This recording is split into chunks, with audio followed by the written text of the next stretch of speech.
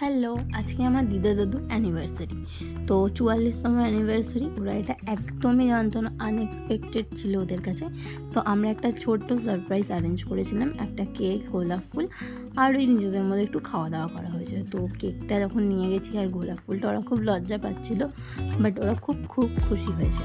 আর এই ছোটো ছোটো খুশিগুলোকেই ওদেরকে আমরা দিতে পারি, এটা আমাদেরও খুব ভালো লাগে। আর একসঙ্গে আমরা সবাই মিলে, মাসি, মেসো, ভাই, আমরা ভাই বোনেরা, মা, দিদা, দাদু, তো ভালো লাগে, মজা হয়। তো কেকটা দেখতেই পাচ্ছ, দিদা দাদু মিলে কাটছে। দিদা কাটছে, কিন্তু দাদু কিন্তু একটু লজ্জা পাচ্ছে। দিদার ওসব লজ্জা লাগে না, কারণ দিদা খুব ভালোবাসে মজা করতে। দিদাই ওই জন্য প্রথমে দাদুকে খাইয়ে দিল, কিন্তু দাদু খাতে চাইছিল না, লজ্জা পাচ্ছিল। আমরা জোর করাতে দিদাকে খাইয়ে দিয়েছে, খুব ভালো লাগছিলো। তো আমরা চাই সবসময় যেন তোমরা এরকমভাবে হাসি খুশি থাকো, এরকম মজা করতে পারি। আমরা প্রত্যেক বছর যেন আমরা মজা করতে পারি।